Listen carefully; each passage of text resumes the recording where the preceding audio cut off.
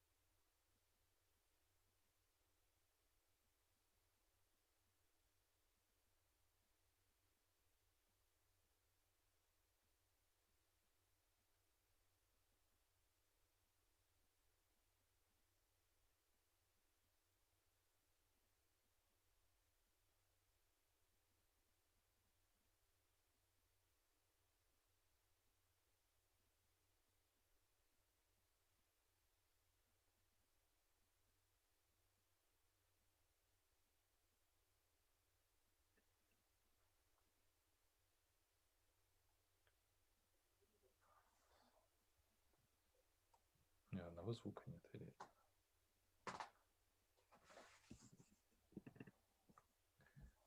Миш, привет, мы тебя видим. Ага, Ждем остальных участников.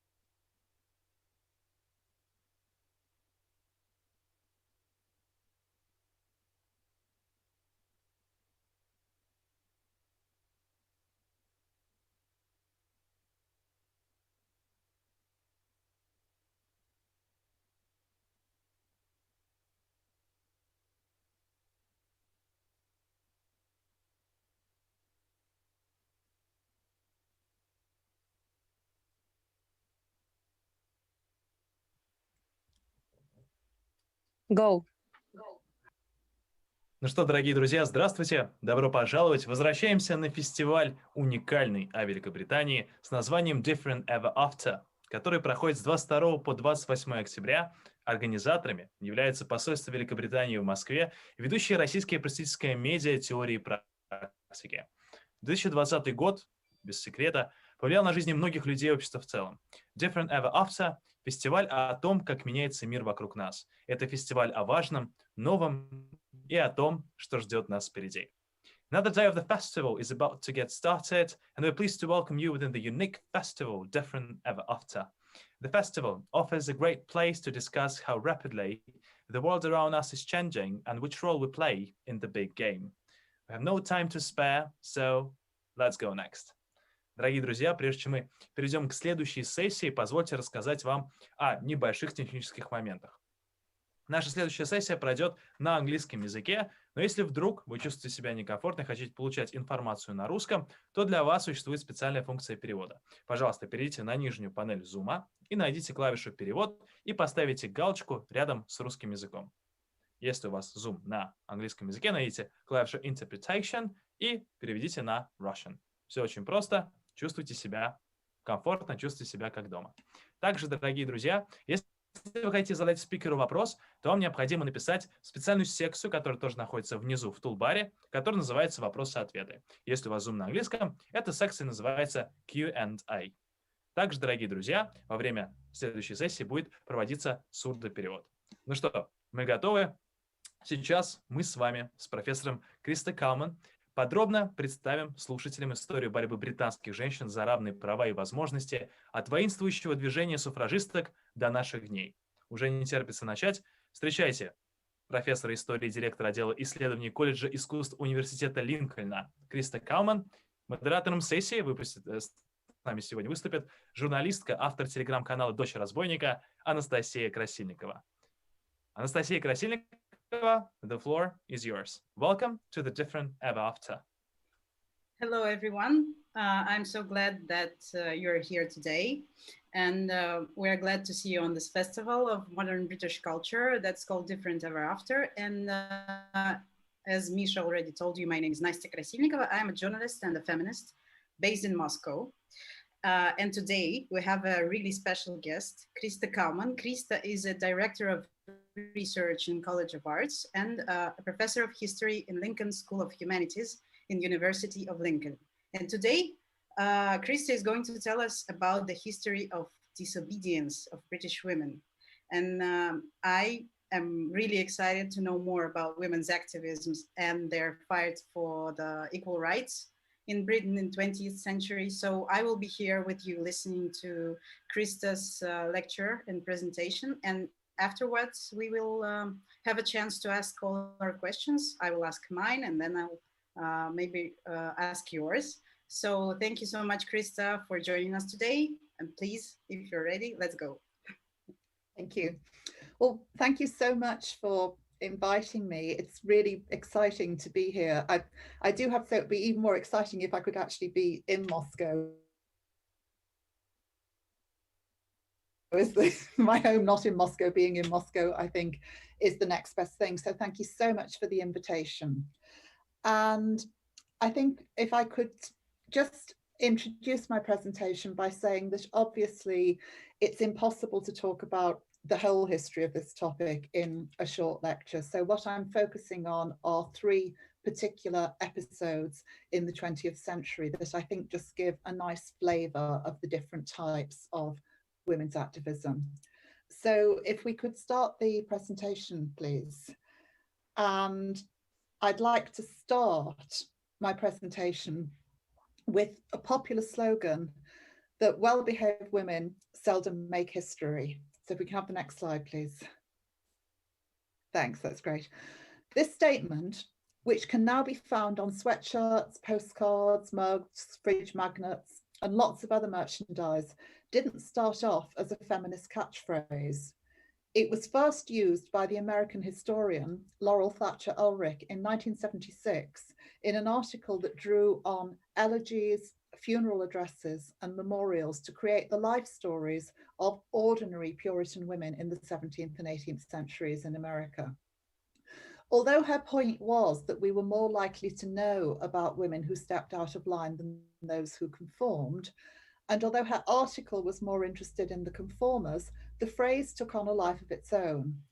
Laurel returned to it 30 years later in a book, Well-Behaved Women Seldom Make History, which looked at what she described as pivotal moments in the lives of three women, Christiane de Pizan, Elizabeth Cady Stanton, and Virginia Woolf. Moments when, according to a review of the book in the Harvard Gazette, they broke with conventional behavior in order to recreate themselves and make a place in history. It was the idea of these women having a pivotal moment that moved them into activism that struck me most in Ulrich's decision to return to her phrase for a book about women's disobedience rather than a book about women's piety. The same idea of a pivotal moment appears in Everyday Sexism, the 2014 book by the British feminist campaigner Laura Bates. Bates' introduction, which is called Everybody Has a Tipping Point, noted some of the daily examples of low-level harassment facing her and other young women, which led her into an international campaign to highlight and challenge such behaviours. And it struck me that one of the ways in which we can best map the historical events that moved women's progress towards a level of social and political equality in Britain since the end of the 19th century is through writing a distinct history of women's acts of disobedience. A large part of the story of women's emancipation in Britain is of acts of rebellion, instances where women have broken conventions or laws or both in pursuit of greater equality for themselves and for their sex. Some of this feminine disobedience was located within the framework of large organisations in pursuit of policies decided by committees in formalised political structures. Other examples were more spontaneous, planned from informal groups or growing out of community actions.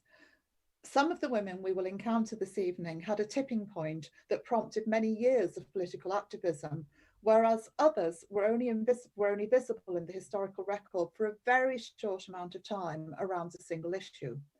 The examples all represent different periods in the history of a century of feminist activism. Can I have the next slide, please? Thank you. Two of these examples come from the high points, the peaks of what are usually referred to as the two waves of British feminism. And another one is from the 1950s, a time more commonly associated with domesticity and the emergence of the housewife. Looking at them together, they suggest a continuity of women's activism, which reminds us that power rarely concedes rights to the less powerful, and that social change is more generally something that has to be levered or forced rather than something that simply happens. An obvious starting point when we're talking about Britain is the case of the militant suffrage campaign from the early 20th century. This unprecedented period of women's mass disobedience in many ways set the standard for what would come later. While most countries with parliamentary democracies had suffrage campaigns during the 19th and 20th centuries, the British campaign stood out for its levels of militancy. Certain militant actions by suffragettes, I think most notably the campaign of criminal damage, which escalated to include bombing and arson, have led many historians to summarise it as one of terrorism.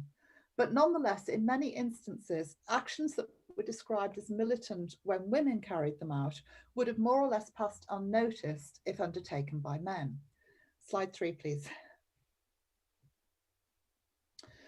The militant branch of the British suffrage movement was started by Emmeline Pankhurst in Manchester in the north of England in the autumn of 1903.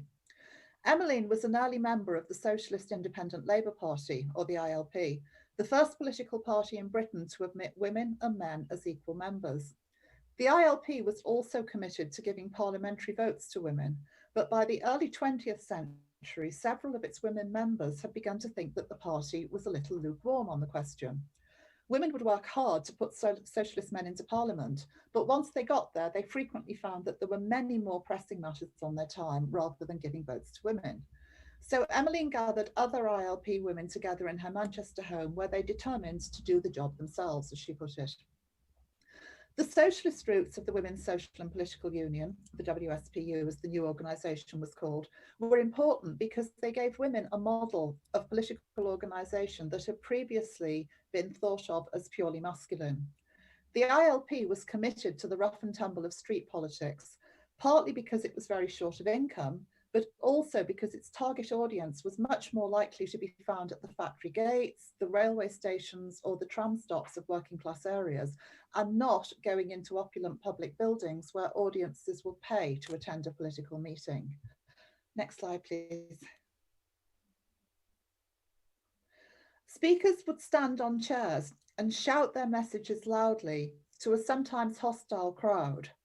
Outdoor meetings were not universally welcomed by the local authorities charged with maintaining the ambience of the British streets in the Edwardian period. Throughout the 1890s, socialists throughout Britain, but particularly in the northwest cities of Liverpool and Manchester, were involved in a series of skirmishes with the police as councils attempted to stop them from public propaganda meetings. The ILP, with its commitment to gender equality, had a significant female membership and a number of prominent women among its itinerant speakers, even more who spoke in their own areas. Emmeline Pankhurst's own first arrest was nothing to do with suffrage. It was for attempting to hold an ILP meeting in a Manchester park. And the photograph on the slide here, Teresa Billington, she's speaking here for the WSPU, but before she joined the union, she spent 4 or 5 years as an itinerant speaker for the ILP. These street politics were what socialist women imported into the WSPU in its early years.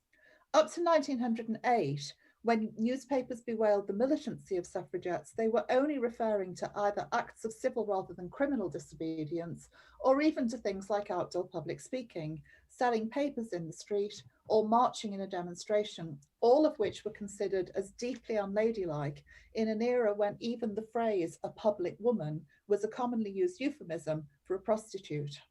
Next slide, please. From 1907, the Union began a series of demonstrations in London to coincide with the key events in Parliament, such as the debate on a women's suffrage bill or the state opening of Parliament. They called these women's parliaments, a name chosen to emphasise the hidden gendering of the main male parliament. Local WSPU branches across Britain chose delegates to attend and clubbed together to pay their fare. After a day of debating in London's Caxton Hall, women would then walk the short distance to the Palace of Westminster, moving in pairs as processions around Parliament were forbidden. Lines of police would attempt to bar their way, and there would be large numbers of arrests. Most women were charged with obstruction, but they would refuse to pay their fines, so would be sent to prison as a fine defaulter. Suffragette prisoners used the Edwardian magistrates' courts in a highly theatrical way, seeing them as a platform to put their demands across to a wider public. Newspapers were keen to report on the spectacle of large numbers of women being brought into court. "We're not allowed to speak through the ballot box. We're perfectly right, demanding justice for the women of England," was a typical remark from one suffragette, Anna Robinson, in 1908, while at a different trial, and one of my favourite examples, the Liverpool suffragette Patricia Woodlock assured the court that she would not waste her money paying a court fine, but instead would buy a new hat with it. Next slide, please. The Edwardian public were completely unused to this type of behaviour from women. The women appearing before magistrates were usually very poor working class women accused of petty crimes such as drunkenness, prostitution or theft. And while some suffragettes were working women, they were almost all from respectable working class households, and many others were from much more middle and sometimes upper class backgrounds, a constituency rarely, if ever, seen in the police courts. As the women's parliaments continued, legal attitudes hardened and repeat offenders tended to be sentenced more harshly without the option of paying a fine. This led two women, Mary Lee and Edith New, to try a new strategy. At the end of the Women's Parliament in June 1908, when large numbers of women had already been arrested, the two went to Downing Street and smashed two windows on the ground floor of the Prime Minister's house. In court, Edith New explained that they had no other option but to pursue violent courses. "We have tried all other means and we're driven to drastic action. We are outlaws from the law of the land, so we must rebel." Can I have the next slide, please? Thanks. This new form of militancy was soon picked up by other suffragettes. Window smashing became a key tactic, sometimes attempted by lone women and sometimes well orchestrated with crowds of women smashing shop windows in London's West End. It was joined by a number of other increasingly violent tactics, including arson, a number of bombs and incendiary devices which were planted in parks and churches. There was also a short campaign of iconoclasm, and you can see the damage to Velázquez painting The Rope Be Venus here, when suffragettes damaged paintings on public display. Disruption and annoyance rather than to spread fear and endanger life, although it has to be said that the primitive nature of some of the devices used meant that this was more a matter of luck than of accuracy. Also, it's important to remember that the earlier forms of militancy, such as public speaking and large demonstrations, considered, although once the wholesale destruction of property became part of the suffragette arsenal, these earlier acts were no longer referred to as militant by the general public. Suffragettes also perfected a highly gendered form of political action, which they called the pester protest. The name came when one leading politician advised its leaders that they needed to go on pestering in order to win the vote. So that was exactly what they did. Suffragettes followed cabinet ministers wherever they went. And in fact, in their headquarters, they had a gallery of pictures with all the leading members of the cabinet so that members would recognize them and know what they looked like in case they happened to bump into them in the street or on the omnibus. Politicians were much more used to mingling with the public in those days, and there were no gates outside Downing Street. You could just walk up to the Prime Minister's house. So they followed cabinet ministers wherever they went. This extended into off-duty occasions, and government officials soon found their dances, their shooting parties, their race meetings, and their country weekends interrupted by shouts of votes for women wherever they went. One suffragette turned up on the Archbishop of Canterbury's doorstep demanding sanctuary. To enforce the point, when criminal damage became a key suffragette tactic, male spaces such as cricket pitches, golf links, and football stadia were among its targets. Ministers started to refuse to address public meetings with women in the audience, but were powerless to stop the constant interruptions to their private lives. Next slide, please. Suffrage disobedience did not stop with the acts that brought women into the criminal justice system. Once in prison, they continued to rebel in protest against the government's refusal to grant them the status of political prisoners. Prison rebellions took many forms, including refusing to remain silent during exercise or chapel, causing damage to cells. Because militancy frequently took place on large deputations and demonstrations, suffragette women prisoners were often sent down together in large numbers. Perhaps the best known form of rebellion was that of the hunger strike, a tactic first used by Marion Wallace Dunlop in July 1909. This, more than any other tactic, unsettled the Edwardian state, as it threatened to undermine the criminal justice system entirely. At first, prison governors were alarmed by the prospect of women harming their health, so released hunger strikers. The tactic of forcible feeding, introduced late in 1909, was particularly controversial, especially when one aristocratic suffragette, Lady Constance Lytton, disguised herself as a working-class woman and was fed by force despite a heart murmur, suggesting that officials were not following medical protocol in all cases. Eventually, the authorities determined on a new course of action, the Prisoners' Temporary Discharge for Ill Health Bill, which came into force in 1913. Commonly known as the Cat and Mouse Act, this allowed prison governors to release suffragette hunger strikers if their health began to deteriorate. Such prisoners were released on a temporary license and required to present themselves to the police for rearrest when they were sufficiently recovered. In reality, no woman did this. They remained at large as mice, often in disguise, evading authorities who attempted to rearrest them with varying and lessening degrees of success. Women prisoners were a minority in Edwardian jails, and it was widely accepted at the time that prisons were effective in changing behaviours, rehabilitating many petty criminals and effectively making bad girls good. The disruptive behaviour of suffragettes, which prison governors reported was having a negative impact on discipline across the board, and the respectable identity of suffrage prisoners before they went to jail subverted this, suggesting instead that prison may also be a place where good girls would become bad. Next slide, please.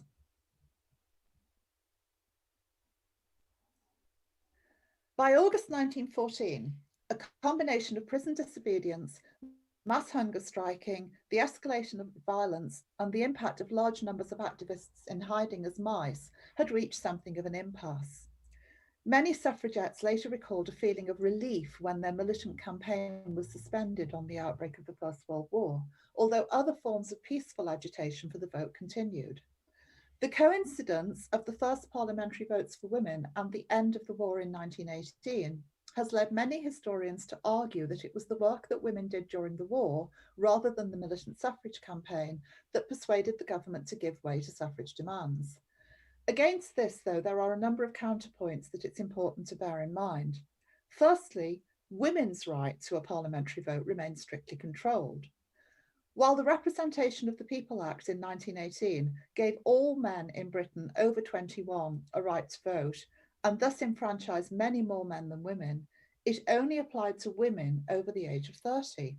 More significantly, while male suffrage was now universal, women's votes required a property qualification. Women could only vote if they or their husbands were householders, either the owner or the rentee, of a property with a certain rateable value. This meant that both many poorer women and also many, many more affluent single women still living with a parent would not get the vote. And in all female households, so for example, if two sisters lived together, only one would be able to vote. This meant that a high proportion of women who had performed war work did not get a vote in 1918, undermining the argument that it must be seen as a reward. Secondly, there was a political dimension to this interpretation. Presenting the vote as a reward for female compliance and disconnecting it from suffragette militancy complicates any interpretation that might give weight to women's own agency. To put it more simply, good girls get votes in this story, while bad girls get prison, challenging the premise that well-behaved women seldom make history. I want to move on now, if we can have the next slide, and discuss interwar and then post-war years for other examples of women's direct action, starting off with one that is much less well known than that of the suffragettes.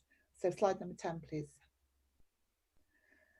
The arrival of the motor car brought significant changes to the urban landscape of 20th century Britain. Some historians have presented automobility as a positive step for women, one that offered them unprecedented levels of autonomy and independence. While this may have held for the more affluent who were able to afford cars, the majority of women had a very different relationship to their growth.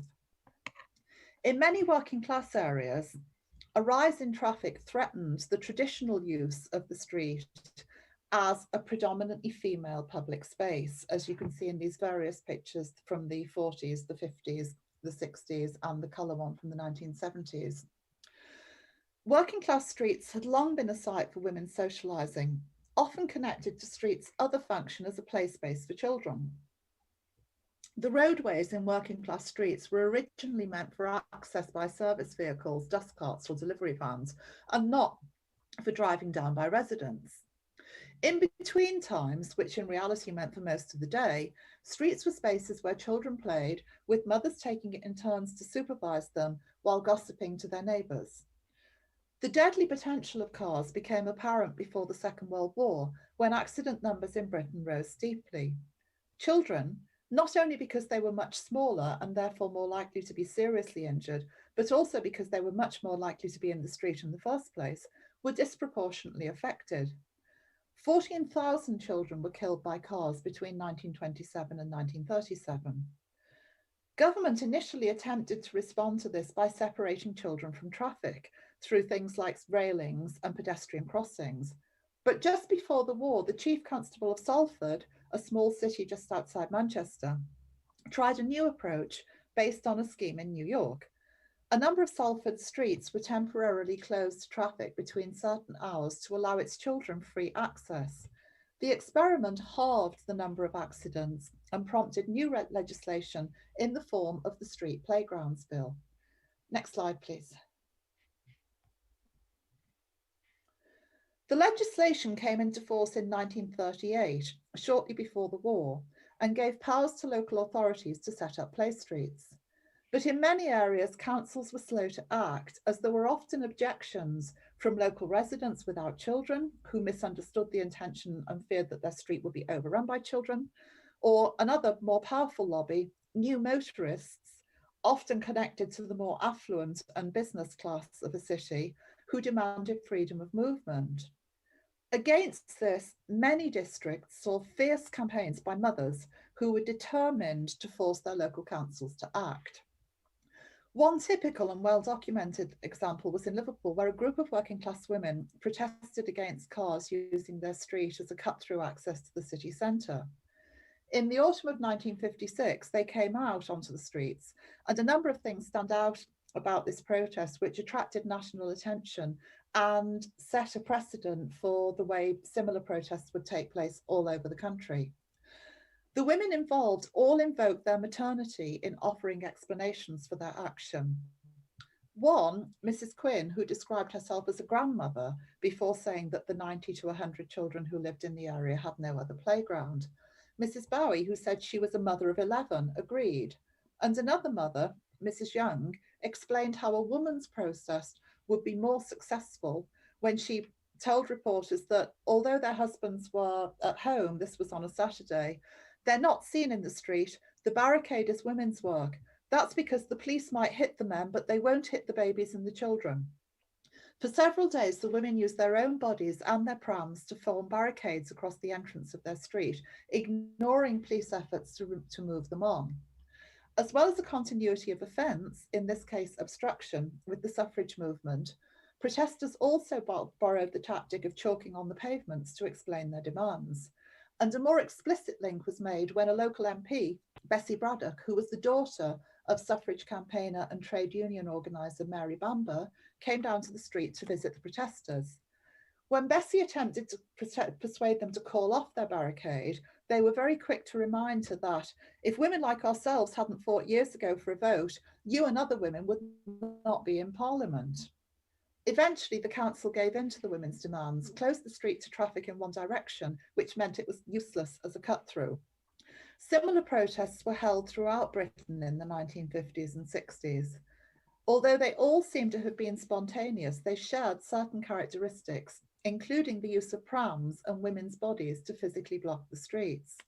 And again, we know of these protests because the actions were sufficiently deviant to attract press attention beyond the immediate era. Next slide, please. The final examples of this continuity of disobedience are from the 1970s and 80s and grew out of the so-called second wave feminist movement, more commonly known as the women's liberation movement. While early 20th century feminism was centered on achieving women's social and political rights, the women's liberation movement was also concerned with much more personal rights. So they campaigned on issues such as abortion, contraception, childbirth, and street safety. And a lot of their demands were centered around one particular slogan, which is that the personal is political. The women's liberation movement began in America. And an interesting point about its British development, which is unique and makes it very different from America, was that in Britain, the organisation grew out of something called History Workshop, a radical movement that aims to recover histories of working class campaigns in order to inform present day organising. One of its best known early protests was against the Miss World contest in November 1970. The contest was held in the Albert Hall, a building regularly disrupted by suffragette demonstrators in the Edwardian period. And in the 1970 campaign, women used similar tactics. They bought tickets to enter the hall disguised as audience members in evening dress. And then in the middle of the event, they jumped up from their seats to make their protest. And there was a recent feature film called Misbehaviour made about exactly this protest, which some of you may have seen last year. Slide number 13, please. The 1970s ended with women revisiting the suffragette tactic of large women-only demonstrations and presentations in something that was known as the Reclaim the Night movement. Reclaim the Night was a broad grouping, very loose grouping, that started with a march in Leeds in northern Britain in 1979, timed to coincide with International Women's Day on March the 8th. The marches, which had spread across Britain by the 1980s, aims to draw attention to the levels of harassment, discomfort and danger faced by women going out alone at night or even in groups at night. One of the organisers explained to The Guardian, "Our aim is to change men's attitudes so that they do not look on us only as sex objects, but as individuals with individuals' rights." Men's attitudes towards the marches often revealed that the high levels of ingrained prejudice facing female campaigners meaning that they were quite justified in carrying out these actions. Really nice example of this in Liverpool. The organisers of the first Reclaim the Night march did exactly the right thing and went to the local police authorities for permission to hold a demonstration. And initially they were refused a permit by the police authorities on the grounds, according to a police spokesman, that they couldn't possibly give permission for the march because it wasn't safe for women to be out on the streets alone at night. Now, of course, this was actually the point of the march, protesting about the fact that it wasn't safe for women to be out on the streets. But the police first response was to say, "Oh no, we're not going to let you do that because it's not safe." In common with their suffragette predecessors, the militancy or disobedience of Reclaim the Night lay in its occupation of what was predominantly accepted as men's space, in this case, the nighttime cityscape, the nighttime streets, accepted and understood as male space, even if there was no actual legal prohibition on women's presence there. 2018 was the centenary of the 1918 Act of Parliament that gave some women the vote. It was a year of many celebrations and commemorations in Britain, but also one for measuring progress. While these events brought many aspects of suffrage history to the public for the first time, many of us involved were struck by continuities which made us wary of simply packaging our past as history. The very current campaign that I mentioned at the beginning against everyday sexism is a really good example of this. It was started by Laura Bates in 2012. Using modern media platforms of blogging and Twitter, she captured stories of the small everyday acts of harassment, discourtesy, discrimination, and sometimes overall sexual assault that were part of most women's lives. Depressingly, many of these were identical to the sort of harassment reported by the organisers of the first Reclaim the Night marches, and others echoed the complaint of suffragette Mary Richardson, who recalled how men frequently stopped her to make filthy remarks when she dared to sell the suffragette newspaper in the streets in 1910. Social media can be an empowering campaigning platform, but it is also potentially a very difficult space and place. Women MPs in Britain, who are still in a minority in Parliament, experience far, far more harassment on social media than their male colleagues, with many clearly feeling that public rape threats or criticism of a woman's dress or physical appearance are seen as a legitimate form of political discourse. And indeed, there are a small number of women MPs who have actually now disconnected their social media in the UK because they felt that the levels of abuse that they were getting were just far too much for them to cope with. So if I can have the last slide, please.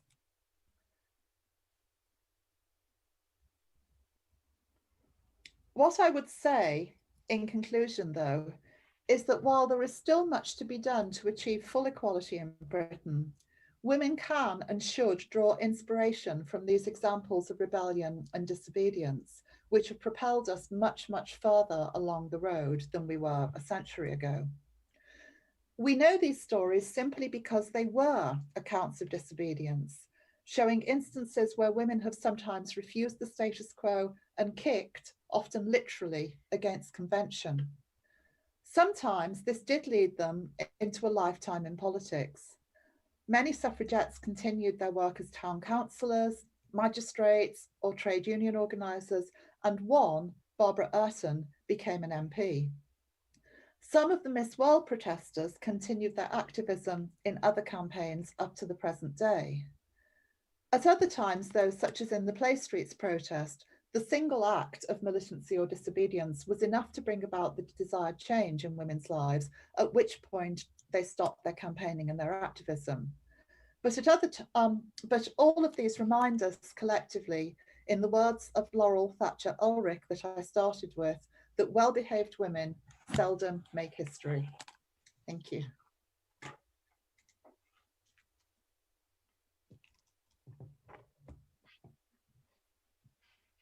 Thank you so much, Kристой. It was so inspiring and so impressive. And I would like to, I have two questions of my own. And I know that the first one is something that bothers many people who listen to us right now. We were talking about feminists in the early 20th century and a little bit about those who live right now. But maybe you can tell us a bit more about what do modern British feminists fight for?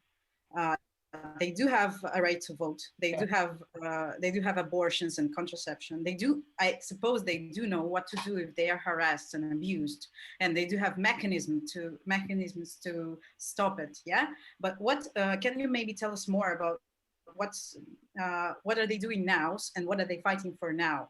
Well, I think actually the harassment and everyday sexism campaign is still very much a very big one and a very live one, and this is quite an interesting one because I think many feminists of my age and generation, we really felt that this was a battle that we had won, and then we realized, because we then had daughters, and when our daughters got to be 14, 15, 16, we realized that actually the levels of harassment are exactly the same, but it's just that they remain targeted at younger women. So actually something that me and many of my friends thought was a victory and a success, it was just actually that because we were visibly older, we were no longer targeted to this sort of thing. So I think everyday sexism has been a really important campaign, and it also chimed with things like the Me Too movement, which was primarily American and primarily in the arts, but did have its moments in Britain as well.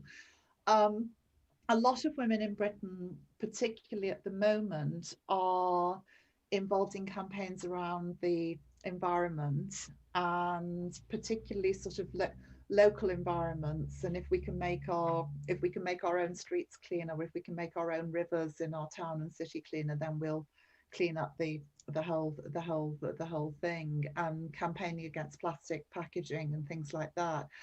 And of course, COVID has really complicated that, because in a lot of instances there were really rapid successes and large corporations were made to change their minds. But what's happened during the pandemic, we've seen, is a massive increase in the use of plastic again, and a massive increase in outdoor heating, because people can't meet together in pubs, but they can meet outside pubs. So a lot of pubs now are sort of putting great big open air spaces with open air heaters and things. So I think there's an issue there.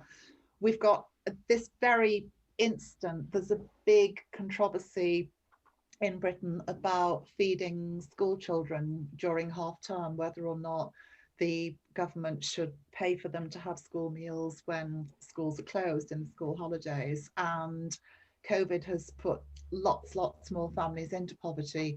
And again, it's mothers who are at the forefront of those campaigns, you know, campaigning as mothers and campaigning as women, and trying to put pressure on local councils to pick up the slack, or trying to put pressure on government to change its mind.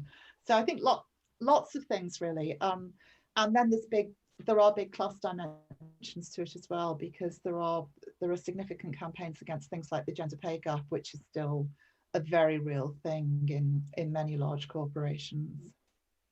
Thank you. And would you say that the majority of British women right now are feminists? I think many more women now would claim the label than would have done about 10, 15 years ago. I think there's been a bit of a resurgence. And I think also a lot of that is tied into different things suddenly becoming acceptable public discourse in a way no longer shocking. I think the campaign I didn't mention because it succeeded was to get sanitary products to get free sanitary products and to end period poverty and to take the tax off sanitary towels and tampons. And I mean, this was something that feminists were campaigning for when I was at school, and it was just seen as being so completely out left field, something that really, nobody would ever see happening. And now actually, you go, even some football clubs in England have put free tampons and free sanitary towels in their women's bathrooms. So it's suddenly become a really big thing. Okay. I'm asking because here in Russia, you still have to excuse yourself when you're saying you're a feminist. It's like, everyone starts looking at you with the... Yeah, and I think it probably was like that in Britain. I remember when I started teaching in university, I taught one term, I took a course on the history of the women's movement the course was called I'm Not a Feminist, but, because that was the thing that women would say. But I know certainly my daughter and her friends, and they're all sort of 18, 19, 20, and they don't think twice about calling themselves feminists, which is great. Yeah, that's just so inspiring. Again. And questions from our listeners. What is your stand on affirmative action? I think affirmative action is absolutely necessary, and my friend and colleague Sarah Childs, who's a political scientist, she's done brilliant work on this, on gender equal parliaments and getting more women into the legislature, and she's worked across Europe on this issue, and it is clear it is really the only thing that works. Everything else falls short, and I think you just have to have something that gives gender equality a kickstart, really. I mean, hopefully it will get to a certain point where it will no longer be necessary. And I know all the arguments against it, that people say it's tokenism and it's unfair on men and it's this, that and the other, but it is the only way, I think, of just leveling up the playing field. Yeah, this is a question that I like a lot. Thank you so very much for this. You mentioned everyday sexism. Could you please suggest further books or projects on modern feminism? Any reads or research that combine feminism and refugee crisis? Oh gosh, oh dear, off the top of my head, I can't. I'm afraid that's a really big ask, and I've just totally blanked. I'm sorry. Okay. There is obviously some progress, but there is so much still to do. What are the main obstacles for the real equality, do you think? I mean, again, some of this has really been thrown into stark relief by the current COVID crisis. Most households in Britain do not have equality. They might suggest equality, but they really stock figures around this, that before the pandemic, women performed a higher percentage of unproductive labour, but post-pandemic that has absolutely rocketed. Women have also been far more likely to be furloughed or to lose their jobs. Women are more likely to be in precarious employment, particularly after marriage, but this is in households where they need two wages. They can't just survive on the man's wage. So I think there are all sorts of issues around that, and certainly during the height of lockdown, when all the schools were closed, in the majority of instances where you had a couple who were both working and who had children, in most cases it was the mother who was then taking responsibility for doing the schoolwork with the children as well. And there's been all sorts of problems that's been throwing around. So I think there are big issues still with equalities that aren't necessarily seen as equalities, you know, and who actually does the labor in the home and who gets those things going. So and that is a really, really big obstacle. And then there are other serious financial obstacles, because although we have some paid maternity leave and some but less paid paternity leave, the paternity leave is less well paid. So unless you're a very affluent couple, you can't afford for the husband to take it anyway.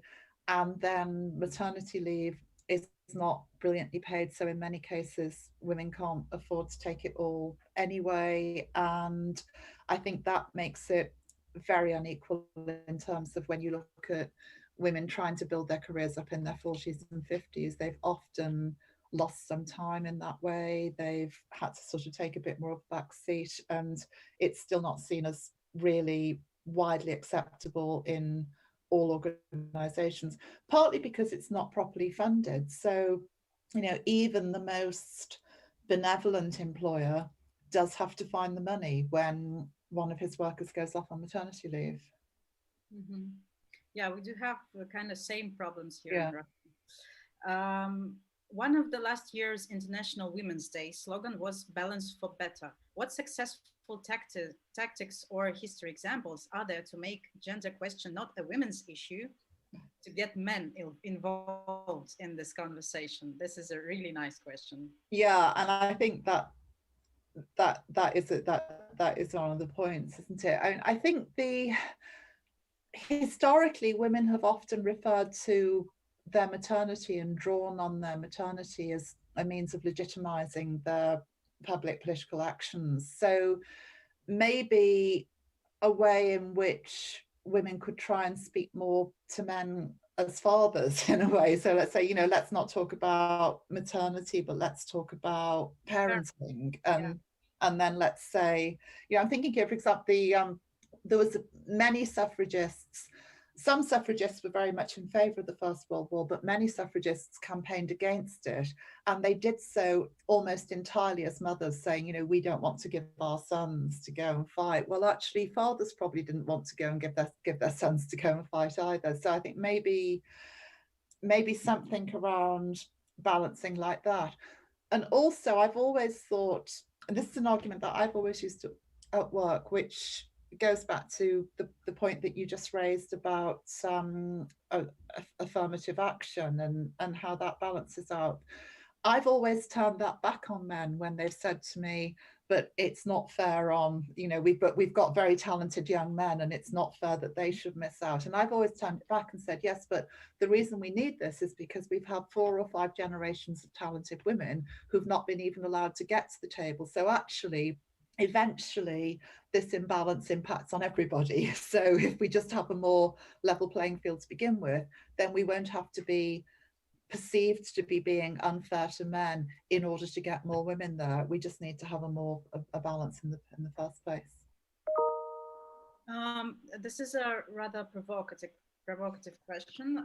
Can we say that in the world of the future, men will be in the position similar to the situation women are facing now? It seems that everything is moving towards this, but this situation can hardly be called equality. Well, I think for things to tip, we first have to get to equality, don't we? And we've not got to equality yet. And what do you think, by the way, how are we going to feel it? What's going to be the moment when we can fully relax and say, here we are, everything fought for is here with us now? I always say it's the point at which I can make a professional mistake as a woman and nobody says it's because I'm a woman, it's because I was up all night with the baby, it's because I'm menopausal, it's because my boyfriend's left me, it's because I'm having a bad hair day. You know, they can just say she made a mistake, in the same way as if a man they would say he made a mistake, rather than he made a mistake because he's hormonal, or he made a mistake because men are just not as good at this, and that sort of thing. I think it will be when we stop noticing gender as a difference. maybe a bit personal question, but I want to ask it. Have you ever faced sexism at work yourself? Yeah, less so, obviously less so in a university, and less so in my own institution, which is quite a modern institution, and it's a young institution, so we've got a reasonably good balance. But yeah, I know. So two examples. When I just finished my master's and I wanted to do a PhD, and I discussed with one of my master's tutors about doing a PhD, and he was a very nice man, and this is the saddest thing about the story. He was a very nice man, and he thought he was being kind, and he said, if I were you, I would treat it as a hobby, because it's a very difficult thing to do.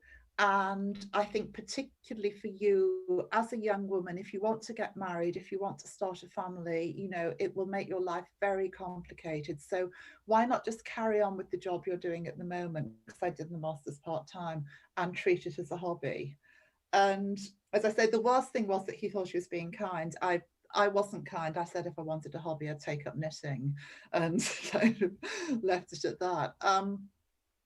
And then after I got my PhD, I was working in one institution, and there was a job at an institution in the same city that I wanted to apply for. And at the time, this institution employed no women at all in its history department. Because I was in the same city, I took my application in by hand, and I was looking a bit lost in the corridor, and the head of department, and I knew who he was, but he didn't know who I was, came out and said, can I help you? And I said, yes, I've brought my application in. And he said, oh, for what job? And I said, for the lectureship. And he said, you're applying for the lectureship? As if it was like, oh, you should have come to apply for the cleaner's job or something. I mean, it's those little things, you know, it's just because he just didn't expect a woman to be applying for a lectureship, clearly. So it's those covert things, I think. Yeah, we have another rather provocative question. Do you think that in the modern world, the women's movement takes an overly aggressive form? Do you? By and large, no, I don't. And I think, you know, that was kind of part of the point of my talk, wasn't it? That it's the acts of disobedience that get noticed. Like I used to get so cross in the suffrage centenary year when I would be giving talks or on panels and things, and there would always be somebody who'd say, oh, but women got the vote for what they did in the war. And aside from the fact that that doesn't match up with the historical facts in Britain, it's also this notion that if you behave yourself and you do as you're told, then eventually men will give you what you want. But if you go and make a fuss about it, then, you know, that's not a way to get what you want. Well, sometimes it is a way to get what you want. And I think you need to judge your audience, and you need to judge your moment. And I think, you know, as your previous questioner said, how do we get gender balance? And you don't get gender balance by antagonizing people, but equally you don't get gender balance by just sort of sitting very quietly and saying, oh yes, it would be nice, but, you know, I'm not going to put my hands up, I'm just going to wait for you to notice me. Yeah, and this is called a fight for equal rights. So we have to fight, we have to be aggressive at some points. So because historically, I cannot think of a single instance historically where one group or class has willingly given up power to another group or class that is pushing for it. It always has to be fought for. It always has to be struggled for. Yes, this is a very good question about Poland. You might know about the current situation in Poland and the newly adopted law prohibiting abortions. Yeah. It looks like a big step into the Middle Ages. Yeah. Also, it's happening now in Europe. What do you think about this rather conservative move? I think it's really depressing. I think it's really depressing, and one of the really depressing things it makes me think as a historian is that how many of our gains are temporal, how many of the things that we think we've achieved as women, that we think, oh, nothing can possibly change now because this is so sensible, you know, and it's so, how many of these things are temporal, how many of our rights might we find being stripped away from us, you know. And this is from Margaret Atwood onwards, this has always been the trope of dystopian feminist literature. So I think in a sense, as a feminist, it's one of the things that you most dread, isn't it? Seeing these recently hard fought for and hard won rights just being stripped away. We already talked about this a little bit, but maybe more specifically, what do you think the pandemic has exposed? How do you think the pandemic has exposed the gender inequality, and what governments should do to tackle it? Yeah, I mean, I think we did. Sorry, I'm just getting myself some more water.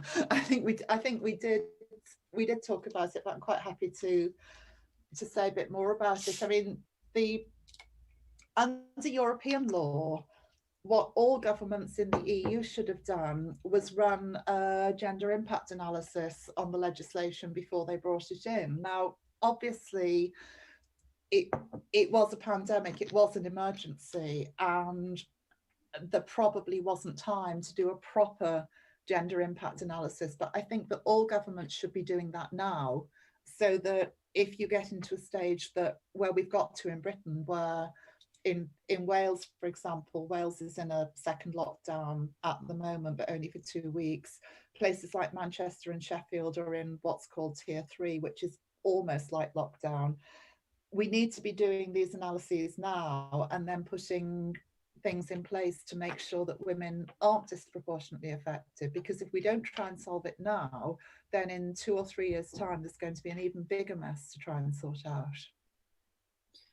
Yeah, and here is the question about women's movements in the Western and Eastern world. What are the differences and what peculiarities are particularly striking? If you know something about, well, I'm not. Yeah, that's kind of too much. I would just be sprouting something off the top of my head, because that's really a bit too much out of my comfort zone, I think. We have one more question, I think. It's coming now.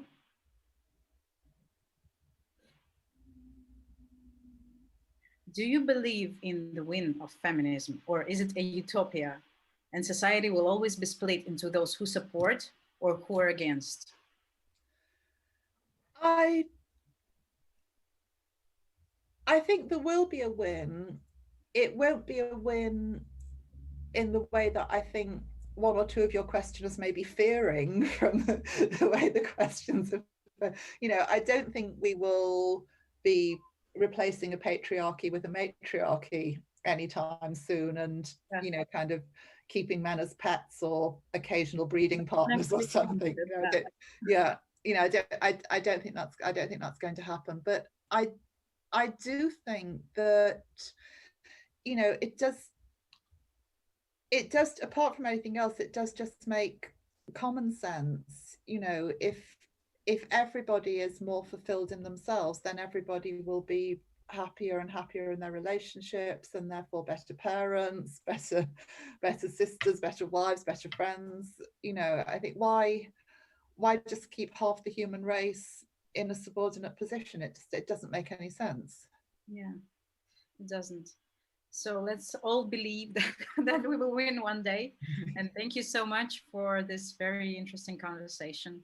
I don't think we have any more questions, do we? No, we don't. Okay. So again, thank you, Krista. And thanks everyone. Yeah, thanks everyone who has been listening to us and for all your brilliant questions. That was something really interesting and exciting. And now I think I should switch to Russian. So I'm sorry about that. It's okay. Я должна еще, дорогие зрители, рассказать вам про то, что сегодня в 20:00 здесь же на фестивале пройдет онлайн-показ сборника короткометражных фильмов The Uncertain Kingdom.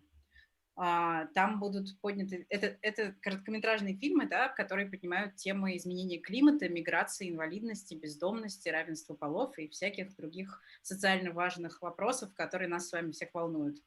И это, собственно, уникальный портрет современной Великобритании, который вы можете посмотреть уже сегодня вечером в 20:00. И еще меня очень заинтересовало завтрашнее мероприятие, на которое я предлагаю вам тоже зарегистрироваться. В 7 часов вечера будет круглый стол, тоже проходить онлайн, про работу журналистов во время пандемии. Это что-то ужасно увлекательное должно быть, поскольку добывать факты стало гораздо сложнее, полевая работа стала гораздо сложнее, и вообще очень интересно, как журналисты справляются не только в России, но и в Великобритании и в других странах с этими новыми непростыми условиями. Мне кажется, теперь мы прощаемся. Наверное, Миша сейчас подхватит меня.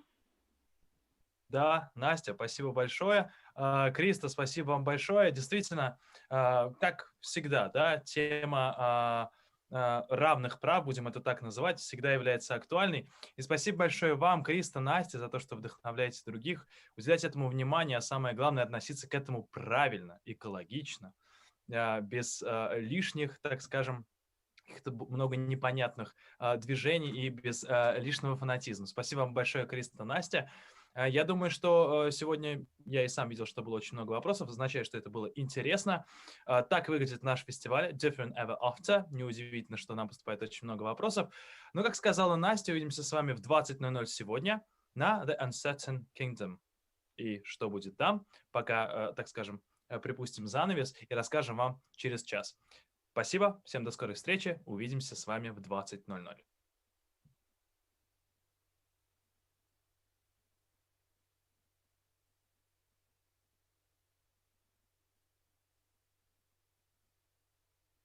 Ссылка на фидбэк.